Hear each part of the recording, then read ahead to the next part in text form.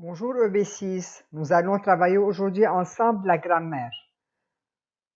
Notre objectif sera d'identifier l'attribut du sujet et de l'accorder. Pour ceci, nous aurons besoin de notre livre à la page 269 et de notre cahier Hatier à la page 74-75. Observons ensemble ce petit extrait. La marraine de Cendrillon était une fée. Grâce à sa baguette magique, une citrouille devint un somptueux carrosse. Cendrillon était émerveillé. Répondez à ces questions. Qui était une fée? Qu'est-ce qui devint un somptueux carrosse? Qui était émerveillé? C'est la marraine de Cendrillon qui était une fée. C'est une simple citrouille qui devint un somptueux carrosse. C'est Cendrillon qui était émerveillé. Donc, relevons les verbes de ces phrases et dites après quelle est la fonction des deux groupes nominaux et du nom propre relevé. Les groupes nominaux relevés sont la marraine de Cendrillon, une citrouille, Cendrillon. Nous remarquons donc que ces groupes nominaux et le nom propre sont sujets des verbes était, devint, était, qui ne sont autres que des verbes d'état. Nous remarquons donc que l'attribut du sujet exprime une qualité ou une caractéristique attribuée au sujet par l'intermédiaire d'un verbe attributif. En effet, la fée est attribuée à la marraine de Cendrillon. Un somptueux carrosse est attribué à la citrouille. Émerveillé est attribué à Cendrillon. Ce qui sépare l'attribut du sujet, c'est un verbe attributif. La première phrase, c'est le verbe était. La deuxième, c'est devint. La troisième, c'est été. Observons de nouveau notre texte. Soulignons les attributs du sujet. Donc, une fée est attribut du sujet la marraine de Cendrillon. Un somptueux carrosse est attribut du sujet une citrouille. Émerveillé est attribut du sujet Cendrillon. Peut-on supprimer l'attribut? Où se place-t-il? Si nous supprimons l'attribut, nous aurons les phrases suivantes. La marraine de Cendrillon était. Une citrouille devint. Cendrillon était. Le sens de la phrase est incomplet. Donc, l'attribut du sujet ne peut être supprimé. Pour que la phrase ait un sens, il faut ajouter l'attribut. La marraine de Cendrillon était une fée. Était une fée appartient au groupe verbal. Une citrouille devint un somptueux carrosse. Devint un somptueux carrosse appartient au groupe verbal. Cendrillon était émerveillé.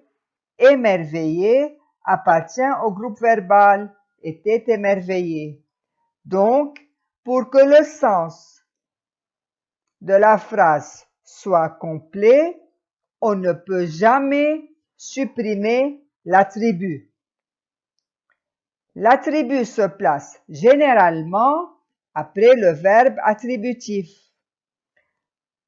Une fée, un somptueux carrosse et émerveillé se place après les verbes d'état, être, devenir, qui ne sont autres que des verbes attributifs.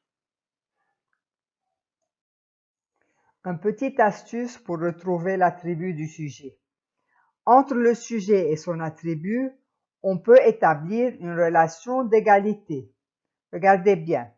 La marraine de Cendrillon égale la fée. La fée égale la marraine de Cendrillon. Une citrouille égale un somptueux carrosse. Un somptueux carrosse égale une citrouille. Cendrillon égale émerveillé. Émerveillé et Cendrillon. Nous avons dit jusqu'à maintenant que les attributs se placent après un verbe attributif. Donc, quels sont les verbes attributifs? C'est une nouvelle notion pour vous. Les verbes attributifs sont ceux qui introduisent un attribut. Ils sont le plus souvent des verbes d'état, comme être, paraître, devenir, sembler, avoir l'air, passer pour, rester, demeurer, etc. Mais certains verbes d'action deviennent des verbes attributifs. Dans ce cas, ils peuvent se remplacer par être ou par un signe d'égalité. Je vous donne l'exemple suivant. Jean finit son devoir. Jean finit quoi? Son devoir. Son devoir est un COD du verbe d'action finir. Passons au second exemple. Jean finit premier. Premier est attribut du sujet Jean. Parce qu'on peut dire Jean est premier. Donc, Jean égale premier, premier égale Jean. Ici, le verbe finir n'est pas un verbe d'action, il est un verbe attributif. Donc, attention, il ne faut pas confondre le complément d'objet et l'attribut du sujet. Il faut toujours vérifier si le verbe est un verbe d'action ou un verbe attributif. Toutes les fois qu'on peut remplacer le verbe par le verbe être, il est donc un verbe attributif. Attention, les verbes d'état ne sont pas toujours des verbes attributifs. Regardez bien les exemples suivants. Julie est une fille serviable. Elle demeure près de chez moi. Le verbe dans la deuxième phrase demeure n'est pas un verbe attributif, bien qu'il soit un verbe d'état. Elle demeure où? Près de chez moi. Près de chez moi est un complément circonstanciel de lieu du verbe demeurer. Prenons maintenant la deuxième phrase. La petite fille demeure tranquille, elle lit un conte. Regardez bien, s'il vous plaît, le verbe conjugué ici, demeure.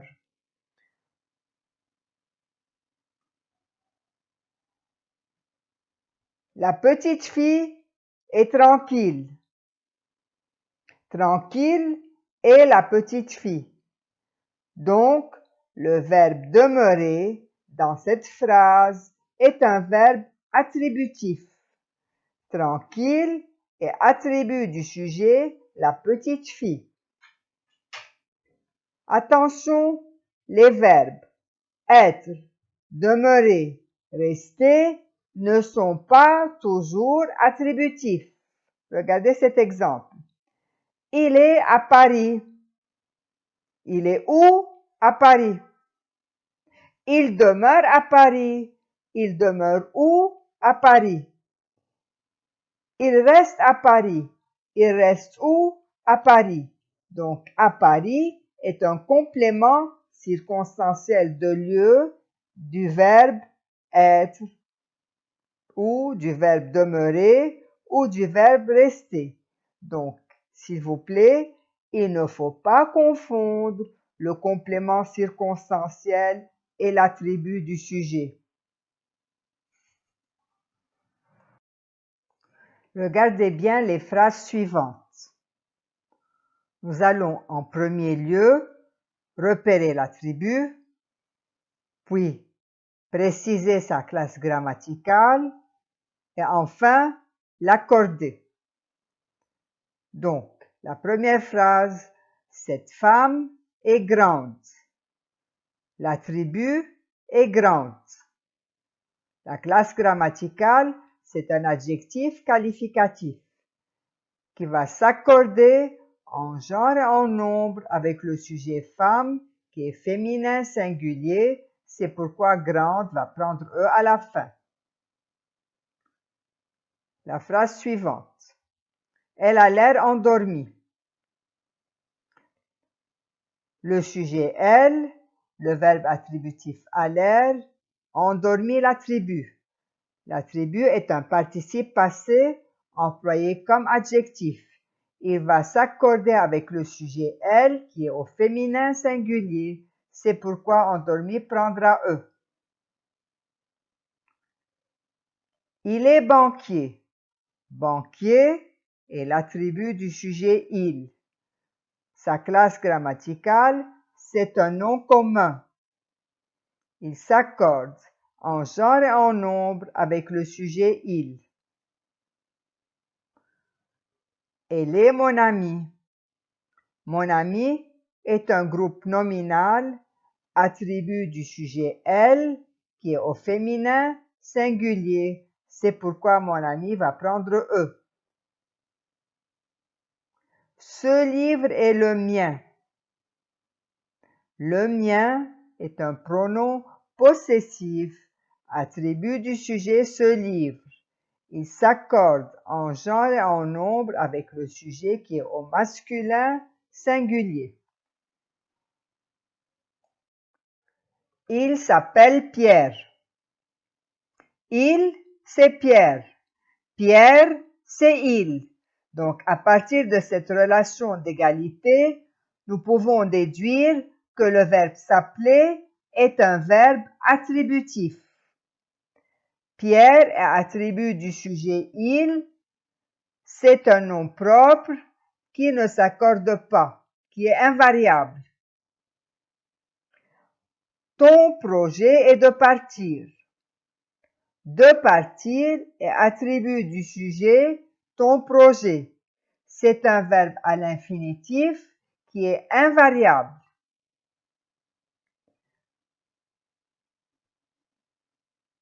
Mon objectif est d'améliorer mes résultats. D'améliorer mes résultats est attribut du sujet mon objectif. C'est un groupe infinitif. Il ne s'accorde pas avec le sujet.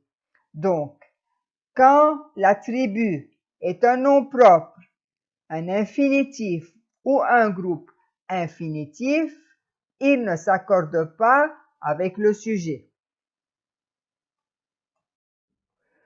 Pour conclure, ce que nous devons retenir de cette leçon est que l'attribut du sujet suit un verbe attributif, comme être, paraître, sembler, devenir, s'appeler.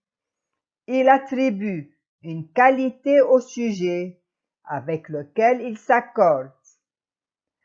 À l'inverse des compléments d'objet, le sujet et l'attribut désignent le même être ou la même chose. Jean finit premier, c'est Jean qui est premier. Il n'est ni supprimable ni déplaçable en tête de phrase.